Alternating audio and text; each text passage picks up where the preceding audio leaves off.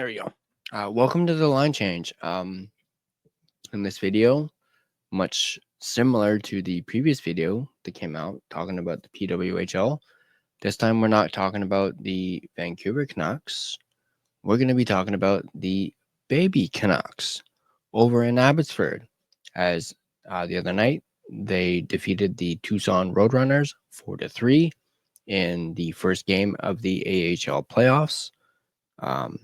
Round one. So the Abbotsford Canucks are up 1-0 in the series. Now, for those of you that are unaware of how the AHL playoffs work, they work differently from the NHL playoffs. Basically, instead of a best of 7 series like that's going on with the NHL playoffs right now, the first round is a best of 3. So there are only 3 games to play, and it's the first team to 2 wins moves on to the next round. And they end up facing, I don't have the bracket in front of me right now, but they end up, there's several teams who are in this first round, at least this bracket that the Abbotsford Canucks are in. One of those teams will go on to face Abbotsford, most likely the better of one of the other teams that ends up winning. And then there's also a loser bracket as well, or a lower seed bracket, I should say, not loser bracket, but a lower seed bracket as well. So that is just a little insight into how the AHL playoffs work, which I did not know about until I read this article. So speaking of the article, let's go ahead and dive right in. Like always, it comes to us from our friends at Canucks Army. Contrary to the typical narrative, the first round of the AHL playoffs is a sprint, not a marathon. With just 3 games to play, it's the first team to 2 wins, and as Abbotsford Canucks head coach Manny Malhotra mentioned before puck drop, there's no time to work things out as you go. There's no real room to dip your toe in and weigh into a series, Malhotra said. You have to come out ready to play from the start. There's not a lot of room for error. For the first time, the Tucson Roadrunners and the Abbotsford Canucks squared off in the playoffs, and within an accomplished franchise best 44 wins, the Canucks earned home ice advantage for the opening round. That means that all 3 games, if necessary, will be played at the Abbotsford Center. On Wednesday, things kicked off for Game 1, which ended up being an entertaining and nail-biting result. Despite a sloppy start, the Canucks took over the game, scoring 3 second-period goals to take a commanding lead. Unwilling to go down without a fight, the Roadrunners made the game close, getting things to within just 1 goal. A late, and we mean late, penalty shot forced Artur Silovs to stand tall and ice the game for an opening game victory. Let's check out how things went down. It goes over the starting lineup. With most of their top brass brought in from Vancouver, the home team iced one of the more potent AHL squads league-wide, whether it's a Stanley Cup champion like Sammy Blais, a long-standing AHL veteran such as Christian Wolanin, and a plethora of highly skilled youngsters. The Abbotsford Canucks were filled with enough talent to make any team nervous. So on the excuse me. So sorry, guys. Where was I? So the first line has Baines, Ratu, and Lakramaki. The second line, PDG, Sasson, and Carlson. The third line, Blay, Mueller, Klimovich. Then Jukar. Excuse me, sorry. Jukar Kara, Wouters, Nielsen, round out the fourth line, and then you have Wolanin, Mancini as your top D pair, Breezewell, Wu, and then Hirose and Kudrapts, Apsev, and then of course you had Artur Silovs. First period, perfect execution, unfortunate result. The first few minutes saw some back and forth, neutral zone play with several offside plays and time-consuming whistles. Nerves are always an expected element of opening games, and this one was no different. The Roadrunners grabbed the game's first shot with Austin Poganski collecting the puck before driving hard to the net. While Seelovs made the save, it sparked a spirited playoff-esque skirmish in the blue paint to shed some nerves. Once the game saw its first brouhaha happen, things opened up with an advantage to the home team. Excuse me, sorry. Just a few shifts later, the Canucks conceded the game's first penalty with Linus Karlsson serving 2 minutes for high sticking. Karlsson is public enemy number one on a good day, and in the playoffs, you can expect a lot of abrasiveness from him. Tucson's man advantage lasted only half the time, with them failing to generate a single shot on net. Off a chipped out puck, the Roadrunners kicked off a quick change where Archdeep Baines forced a too many men call. From here, the Canucks began to wake up and take over the game's momentum. Victor Mancini went to work off the ensuing 4-on-4 faceoff, showcasing his fluid skating and puck protection skills. Sending the puck to the net, Max Sasson got a stick on the puck to post the Canucks' first shot of the series. Moments later, the home team would pick up the game's top chance, courtesy of Max Sasson, who was all over the ice throughout the first frame. Gaining the zone himself, Sasson's puck found its way to Atu Ratu, who slid it back to Sasson to force Matthew Velada to make his best save. They kept the charge going, showing incredible speed. Baines broke the ice before sliding the puck to a rushing Ratu, showing off his vision. He snuck the puck toward Jonathan Lekarmaki, who broke in all alone before firing it 5-hole. That momentum finally produced results. Abbotsford goal 1-0. Tristan Nielsen from Jet Wu and Guillaume Brisebois. Stemming from a strong reverse hit by the captain, Chase Wouters, puck found its way to Guillaume Brisebois. Rather than shooting, he found Jet Wu, who sent over the perfect cross-side feed to Tristan Nielsen. With his stick in the right place, Nielsen redirected the puck past the netminder to light the roof on fire and open the postseason scoring. After a few additional looks from the home team, the Roadrunners responded with a late tally. Tucson goal 1-1. Hunter Drew from Montana on Yabuchi and Travis Barron. Following a failed clearing attempt from not one but two Canucks, Montana on Yabuchi sent the puck toward the net. Stationed in the slot, Hunter Drew got the stick on it for the perfect deflection past Archer Seelovs. Although the scoreboard Northern shot tracker would show it, the Canucks came out strong and maintained most of the opening frame's pressure. They spent several minutes inside the Roadrunners' end, providing a good forecheck in speed. Alas, it was 1-1 stalemate through 20 minutes. Second period, actually, before I go into second shots on goal in the first period were 8-7 in favor of Tucson. Second period, the Roadrunners kicked off the middle frame with a penalty, sending the Canucks to their second attempt of the game. Following Christian Wallanen's double toe drag, he sent the puck towards Sammy Blais, who had his shot blocked.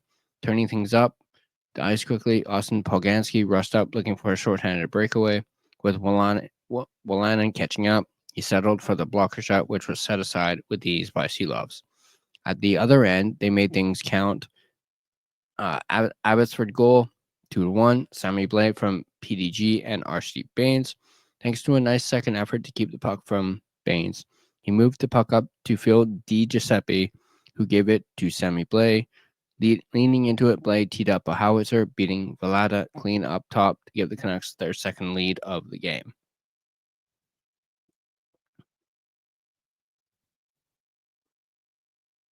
All right.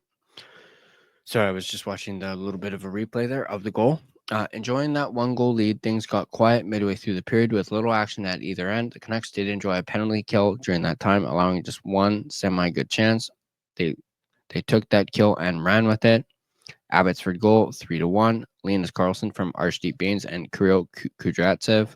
Off the transition, Archdeep Baines made the perfect heads-up play to send a streaking Linus Karlsson off the bench. Breaking down the wing, Karlsson went top corner to double the team's lead at 3-1.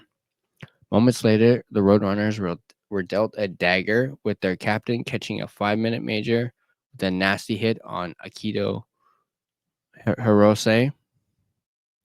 And that looked brutal. Despite receiving the major, Poganski was able to stay in the game, but the Canucks went to work anyway. Abbotsford goal 4-1. Sami Blais from Max Sasson and Atu Ratu. Going for a spin at the blue line, Sami Blais carried the puck toward the net, sending it down to Max Sasson below the goal line.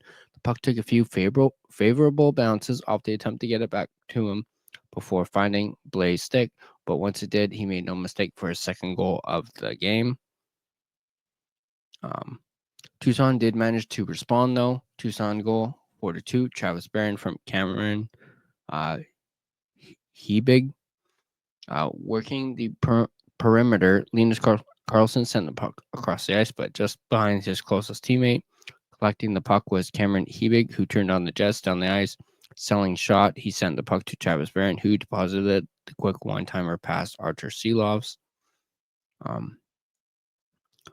Once again, the Canucks handled the majority of the period. The only difference, they were rewarded for their efforts with 3 goals and a 2-goal lead heading into the final frame. Shots after 2 periods, 17-15 in favor of Abbotsford. Third period. The Abbotsford Canucks have been one of the best teams in the American League when leading after 40 minutes.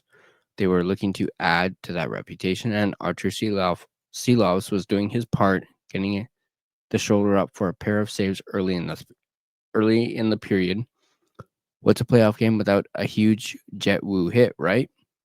But Tucson wasn't out of the game just yet. Tucson goal 4-3. Artem Duda from Robbie Russo. Although it went undetected, Jet Wu got a stick on the initial shot, saving a goal. However, with the puck back at the blue line, Artem Duda played hot potato before sending a puck toward the net that made its way past Silovs.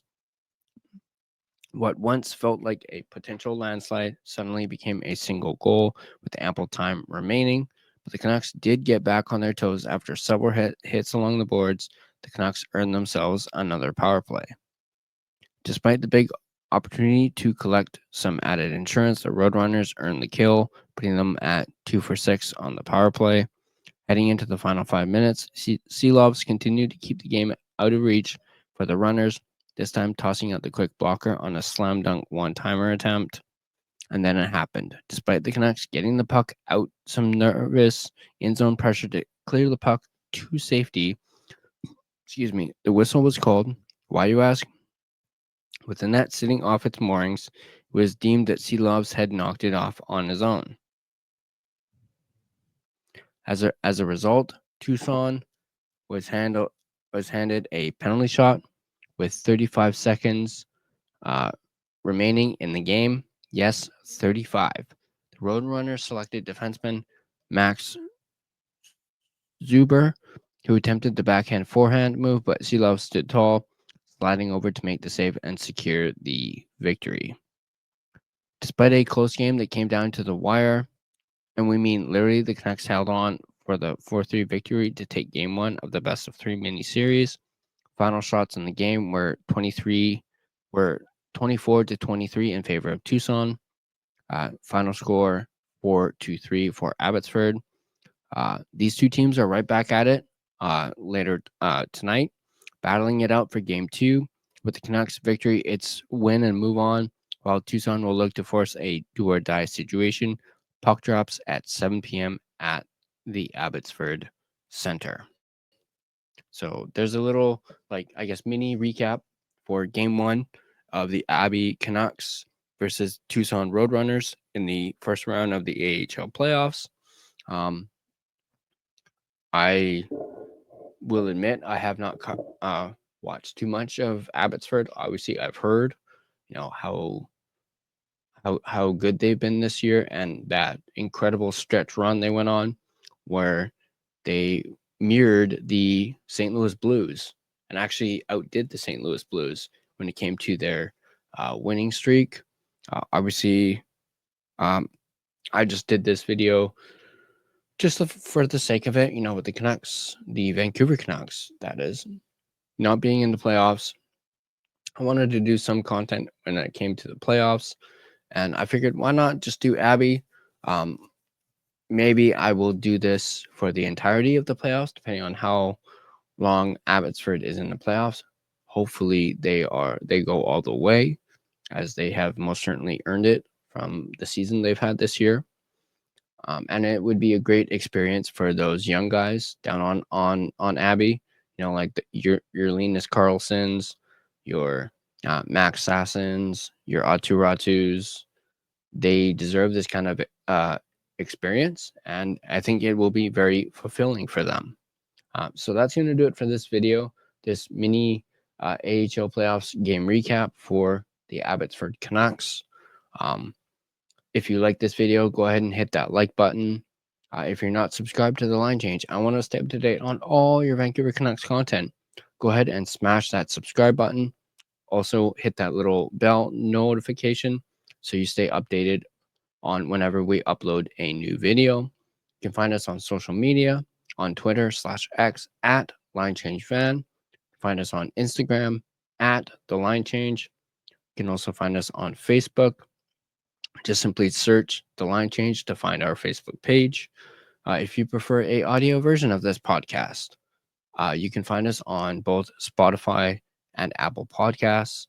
On those platforms, feel free to rate and review, as it really helps out the podcast. So yeah, and that's gonna do it for this video. Perhaps I'll do another one, maybe later tonight for game 2, or maybe even tomorrow. I will let you guys know. But as always, go Canucks go, and I'll see you guys in the next video.